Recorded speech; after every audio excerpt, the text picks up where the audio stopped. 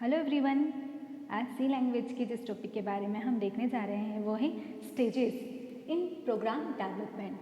Programme को develop करने के लिए मल्टीपल स्टेजेस से होकर गुजरना पड़ता है। इसी को हम प्रॉब्लम सॉल्विंग टेक्निक भी बोल सकते हैं। जब भी किसी लैंग्वेज के अंदर, किसी प्रोग्रामिंग लैंग्वेज के अंदर किसी प्रोग्राम को डेवलप किया जाता है तब वो कई सारी स्टेजेस के सीक्वेंस से होकर गुजरता है। इन स्टेजेस को क्या कहा जाता है? फेज कहा जाता है, जिसके थ्रू क्या किया जाता है? किसी भी प्रोग्राम को डेवलप किया जाता है। यहाँ पर प्रोग्राम डेवलपमेंट की टोटल 8 स्टेजेस को हमने शॉर्टलिस्ट किया है। सबसे फर्स्ट होती है हमारी प्रॉब्लम डेफिनेशन। ये जो स्टेजेस है ये कहीं पर 6 हो सकती है, कहीं पर 8, कहीं पर 10 हो सकती है, डिपेंड करता है अलग अलग बुक्स पर। अब यहाँ पर क्या होता है ना, कहीं पर कुछ दो मेथड्स को क्या किया जाता है? कंबाइन कर दिया जाता है, जिस वजह से वो एक फेज में कन्वर्ट हो जाती है। यहाँ पर हमने सेपरेट देखा है, इसलिए यहाँ पर हमारे पास में कितनी स्टेजेस है? टोटल 8 स्टेजेस हैं। First, problem definition. Problem definition के अंदर प्रॉब्लम को आइडेंटिफाई किया जाता है। लाइक कोई भी प्रॉब्लम है, अगर आप किसी प्रोग्राम को कोड कर रहे हैं तो उस प्रोग्राम की कोडिंग डिपेंड करती है सर्टेन प्रॉब्लम के ऊपर। अगर आपने कोई प्रोग्रामिंग की है तो उसका बेस क्या है, किस पर्पज़ से आप प्रोग्रामिंग कर रहे हैं। प्रोग्रामिंग की ही जाती है प्रॉब्लम को सॉल्व करने के लिए, तो जो प्रॉब्लम है उसके बारे में पहले से ही क्या कर लिया जाता है? आइडेंटिफाई कर लिया जाता है। पहले से ही उसके बारे में पता किया जाता है कि जो प्रॉब्लम है उसमें हमें किस तरीके से वर्क करना है, हमें आगे चलकर क्या क्या प्रॉब्लम्स आने वाली है, उस प्रॉब्लम के लिए सॉल्यूशन क्या है। उस प्रॉब्लम का सॉल्यूशन ढूंढना ही हमारा किसके अंदर आता है? प्रॉब्लम डेफिनेशन या प्रॉब्लम आइडेंटिफिकेशन के अंदर आता है। नेक्स्ट आता है हमारा प्रॉब्लम एनालिसिस। जब एक बार आप अच्छे से प्रॉब्लम को आइडेंटिफाई कर लेते हैं कि आपकी जो प्रोग्राम है उसमें आपको क्या क्या प्रॉब्लम आने वाली है, प्रॉब्लम को अच्छे से स्पेसिफाई कर लिया जाना चाहिए ताकि क्या हो, आगे की जो भी फेज है उसमें आपको प्रॉब्लम ना आए। आपकी जो प्रॉब्लम है, जो आपके प्रोग्राम की नीड है, वो क्लियरली स्पेसिफाई होनी चाहिए। प्रॉब्लम के लिए जितने भी एक्सपेक्ट हैं उनको क्या करना चाहिए? क्लियरली कलेक्ट कर लेना चाहिए ताकि नेक्स्ट स्टेप पर प्रोसीड किया जा सके। सेकेंड है हमारा प्रॉब्लम एनालिसिस। अब जो प्रॉब्लम आपने फाइंड आउट की है कि आपको क्या क्या प्रॉब्लम आने वाली है, उसको अच्छे से क्या किया जाता है? एनालिसिस किया जाता है। एनालिसिस के अंदर आपके कई सारे कंपोनेंट्स ऐड होते हैं, like input, output, processing requirement, memory requirement, error handling. इस तरह की कई सारी क्या होती है? कंपोनेंट्स आपके इंक्लूड होते हैं किसमें? प्रॉब्लम एनालिसिस में, जहाँ पर प्रॉब्लम की हर एक सॉल्यूशन को क्या किया जाता है? अच्छे से सर्च किया जाता है। प्रॉब्लम एनालिसिस जो होता है उसके अंदर डीप एनालिसिस करना ज़रूरी है कि हर एक एस्पेक्ट से आप देखिए कि अगर ये प्रॉब्लम आ गई तो उसके लिए आपके पास में क्या सॉल्यूशन अवेलेबल होगा। अगर प्रॉब्लम बड़ी है तो क्या किया जाता है? उस कॉम्प्लेक्स प्रॉब्लम को छोटे छोटे पार्ट्स में डिवाइड कर दिया जाता है, जैसे टॉप डाउन अप्रोच बोलते हैं। कोई भी प्रोग्रामिंग लैंग्वेज अगर आप यूज़ करते हैं तो ध्यान रखिए कि आप टॉप डाउन अप्रोच का यूज़ करें, जहाँ पर क्या किया जाता है? कॉम्प्लेक्स प्रॉब्लम को स्मॉल पार्ट्स में, स्मॉल मॉड्यूल में डिवाइड कर दिया जाता है, जिससे कि मल्टीपल प्रोग्रामर क्या कर सकते हैं? उन मॉड्यूल्स पर सेपरेटली वर्क कर सकते हैं। जब एक से एक प्रॉब्लम को मल्टीपल पार्ट्स में आपने डिवाइड कर दिया है, मल्टीपल प्रोग्रामर्स उन पर वर्क कर रहे हैं, तो आपका क्या हो जाएगा? वर्क ईजी हो जाएगा, आपको ईजिली उनका सॉल्यूशन मिल जाएगा, ज़्यादा टाइम तक आपको उसके लिए वेट नहीं करना पड़ेगा। फिर आता है हमारा, इसके अंदर आती है हमारी एल्गोरिथम।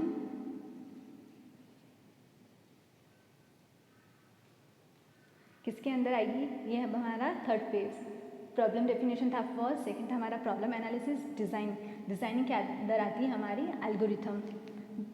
एज अ बिगनर आपको सबसे ज़्यादा टाइम कहाँ स्पेंड करना चाहिए? इन दो फेजेस पर, प्रॉब्लम डेफिनेशन पर एंड प्रॉब्लम एनालिसिस पर।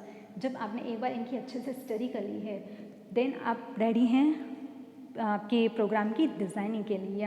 अब जो आपने स्टेटमेंट्स कलेक्ट किए हैं, जो प्रॉब्लम और जो उनके सॉल्यूशन आपने कलेक्ट किए हैं, अब उन्हें आप क्या कौन सा रूप देना चाह रहे हैं? डिज़ाइनिंग फेज में कन्वर्ट करने चाह रहे हैं।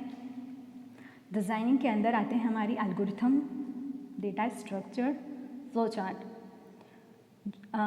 जितने भी प्रॉब्लम्स होते हैं उनके क्या होते हैं? मल्टीपल सॉल्यूशंस होते हैं, मल्टीपल स्टेटमेंट्स होते हैं। उनमें से कौन सा अप्रोप्रिएट आपकी प्रॉब्लम के लिए रहेगा उसे क्या किया जाता है? चूज़ किया जाता है। देन उसे फ्लो चार्ट में कन्वर्ट कर दिया जाता है। फ्लो चार्ट जो होता है वो आपका डायग्रामेट्रिक क्या होता है, रिप्रेजेंटेशन होता है। ज्योमेट्रिक शेप्स के थ्रू क्या किया जाता है, उन प्रॉब्लम्स को रिप्रेजेंट किया जाता है, जिससे क्या होता है ना, जितने भी प्रोग्रामर्स होते हैं उन्हें देखना इजी हो जाता है कि उनके प्रोग्राम का जो फ्लो है वो किस तरह से जाने वाला है। देन ये जो है हमारे तीनों, ये क्या हमारे डिसीजन टूल्स होते हैं, डिज़ाइनिंग टूल्स होते हैं, जिनके थ्रू किसी भी प्रॉब्लम के सॉल्यूशन को रिप्रेजेंट किया जाता है। प्रॉब्लम तो हमने आइडेंटिफाई कर ली, उसका सॉल्यूशन भी अब हमने ढूंढ लिया है। अब उसे क्या किया जा रहा है, डायग्राम्स के थ्रू रिप्रेजेंट किया जा रहा है, उसका एक चार्ट रेडी किया जा रहा है, जिससे आगे क्या की जाती है, उस पर प्रोसीड किया जाता है। नेक्स्ट आता है हमारा कोडिंग फेज। कोडिंग फेज के अंदर एक्चुअल कोडिंग होती है। यहाँ पर था हमारा प्रॉब्लम का सॉल्यूशन। अब ये क्या है, कोडिंग फेज, जहाँ पर क्या की जाएगी, कोडिंग की जाएगी। जितना भी आपने फ्लो चार्ट डिज़ाइन किया है उस डिज़ाइनिंग फेज को कन्वर्ट कर दिया जाएगा किसमें, कोड के अंदर। किसके थ्रू, प्रोग्रामिंग लैंग्वेजेस के थ्रू। ये क्या है, हमारी प्रोग्रामिंग लैंग्वेजेस हैं, C++, Java, Fortran, Ruby and rails, PHP, कई सारी क्या है हमारे पास में टेक्नोलॉजीज अवेलेबल है, जिनका यूज़ कर हम प्रोग्राम को डेवलप कर सकते हैं। कोडिंग जो होती है वो क्यों की जाती है, जो मशीन होती है वो ह्यूमन अंडरस्टैंडिंग लैंग्वेज को अंडरस्टैंड नहीं करती है, वो हाई लेवल लैंग्वेज को नहीं समझती है, वो सिर्फ किस लैंग्वेज को समझती है, हमारी मशीन लैंग्वेज को। तो मशीन लैंग्वेज को कन्वर्ट किया जाता है किसमें, कोड के थ्रू। जो हमारी हाई लेवल लैंग्वेज होती है या हमारी ह्यूमन अंडरस्टैंडिंग लैंग्वेज होती है, जिसमें हम क्या करते हैं, प्रोग्रामिंग करते हैं, उसे क्या किया जाता है, कन्वर्ट कर दिया जाता है किसके अंदर, मशीन लैंग्वेज के अंदर।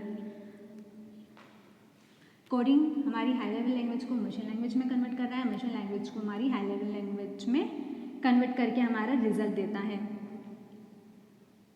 हमने C++, जावा, फोर्ट्रेन, जिसमें भी हमें कोडिंग करना है, हम एक लैंग्वेज क्या करते हैं, यहाँ पर से सेलेक्ट कर लेते हैं एंड देन उस पर क्या करते हैं, कोड करते हैं। कोड करने के बाद वो हमारे जो भी स्टेटमेंट हमने यहाँ पर देखे थे उन सॉल्यूशन को हम क्या करते हैं, इंस्ट्रक्शंस में कन्वर्ट कर देते हैं। देन कोडिंग के थ्रू वो इंस्ट्रक्शन क्या होते हैं, मशीन लैंग्वेज में कन्वर्ट कर दिए जाते हैं ट्रांसलेटर्स के थ्रू, और मशीन कोड को ट्रांसलेटर किस में कन्वर्ट कर देता है, हमारी हाई लेवल लैंग्वेज में। इस तरीके से क्या होती है, किसी भी प्रोग्राम को डेवलप किया जाता है कोडिंग फेज के अंदर। फिर आता है नेक्स्ट हमारा कंपाइलेशन। कंपाइलेशन में क्या किया जाता है, अब जो हमने कोड लिखे हैं, हमने कोई भी प्रोग्राम बनाया है, उसकी जो हमने कोडिंग की है, अब उस कोड को क्या किया जाता है, कंपाइल किया जाता है। कंपाइल इसलिए किया जाता है ताकि हाई लेवल लैंग्वेज को मशीन लैंग्वेज में क्या किया जा सके, कन्वर्ट किया जा सके या ट्रांसलेट किया जा सके। तभी हमारा कंप्यूटर क्या करेगा, आपने जो स्टेटमेंट्स दिए हैं उन्हें समझ पाएगा और उसके करस्पॉन्डिंग कोई भी एक्शन ले पाएगा। देन जो भी आउटपुट आपको चाहिए उसे भी वापस क्या करता है, कंपाइलर कन्वर्ट कर देता है आपकी ह्यूमन अंडरस्टैंडिंग लैंग्वेज में, ताकि आप उसे क्या कर सकें, समझ सकें। कंपाइलेशन बहुत ही फास्ट क्या होता है, ट्रांसलेटर होता है किसी भी लैंग्वेज को कन्वर्ट करने के लिए। कंपाइलेशन में अगर किसी तरह की कोई एरर आती है, लाइक आपने यहाँ पर नंबर ऑफ क्या दिए हैं, इंस्ट्रक्शंस दिए हैं, ये सारे क्या है हमारे इंस्ट्रक्शन है। अगर किसी इंस्ट्रक्शन में कोई एरर आती है, ठीक है, तब ये क्या करेगा, एरर जनरेट कर देगा। एरर दैट मीन्स कि स्पेसिफिक उस इंस्ट्रक्शन के अंदर क्या है, आपकी कोई एरर रह गई है, कोई मिस्टेक हो गई है, उसे आप करेक्ट करें। अगर आप करेक्ट नहीं करते हैं तो ये आपको आगे वाले फेज पर प्रोसीड नहीं करने देगा। इसलिए मेक श्योर कि आपने जितने भी इंस्ट्रक्शंस देखे हैं वो करेक्ट हो। पॉसिबिलिटी है जब इंस्ट्रक्शंस बढ़ते हैं, जब प्रोग्रामिंग बढ़ती है, तब क्या होता है, उनमें कुछ भी मिस्टेक होने के चांसेस बढ़ जाते हैं। तो उन चीज़ को इम्प्रूव किया जाए। ऐसा नहीं हो कि आपकी मिस्टेक रह रही है, आप प्रोग्राम को कंपाइल ही नहीं कर पा रहे हैं, कंपाइल नहीं होगा तो आप आगे नहीं बढ़ पाएंगे, आपका प्रोग्राम रन नहीं होगा। इसलिए जब तक कंपाइलेशन सक्सेसफुल नहीं होता है, टेस्टिंग फेज पर नहीं जाया जा सकता है। इसलिए जब भी अगर एरर आती है तो उस एरर को सॉल्व किया जाए, देन नेक्स्ट स्टेप पर क्या किया जाए, प्रोसीड किया जाए। नेक्स्ट है हमारा टेस्टिंग एंड डिबगिंग। एक बार जब आपका क्या हो गया है, कंपाइलेशन का वर्क कंप्लीट हो चुका है, ज़ीरो एरर अगर आपकी आती है, ज़ीरो वार्निंग अगर आपकी आती है, दैट मीन्स आपका प्रोग्राम क्या है, सक्सेसफुली कंपाइल हो चुका है। कंपाइल होने के बाद प्रोग्राम को क्या किया जाता है, एग्जीक्यूट किया जाता है।